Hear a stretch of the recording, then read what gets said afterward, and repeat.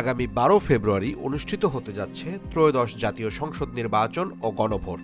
কিন্তু ভোট দিতে যাওয়ার আগে সাবধান। পকেটে মোবাইল ফোন থাকলে আপনি ভোট কেন্দ্রের ৪০০ গজের ভেতরেও প্রবেশ করতে পারবেন না।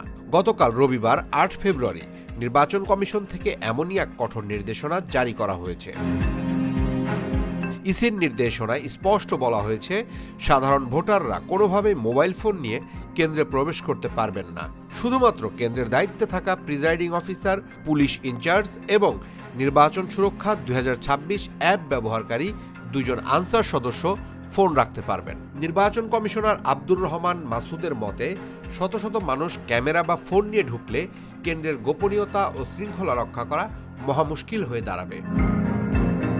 কিন্তু ভোটাররা দীর্ঘ সময় লাইনে দাঁড়িয়ে ফোন ছাড়া থাকবেন কিভাবে? এর জবাবে ইসি জানিয়েছে, পরীক্ষার হলে যেমন ফোন নেওয়া নিষেধ, ভোট কেন্দ্রেও তাই। সোশ্যাল মিডিয়ার গুজব এবং ভুয়া ভিডিও ছড়িয়ে পড়া রোধ করতেই এই কঠোর সিদ্ধান্ত। যদি কেউ ভুলবশত ফোন নিয়ে আসেন, তবে তা প্রিজাইডিং অফিসারের কাছে জমা দিয়ে ভোট দিতে হবে। শুধু নিষেধাজ্ঞা নয়, এবারের নির্বাচনে প্রযুক্তির ব্যবহারও হচ্ছে নজিরবিহীন। দেশের ৪৩,০০০ কেন্দ্রের মধ্যে ২৫,৭০০ কেন্দ্রে পুলিশ সদস্যদের গায়ে থাকবে বডি অন ক্যামেরা।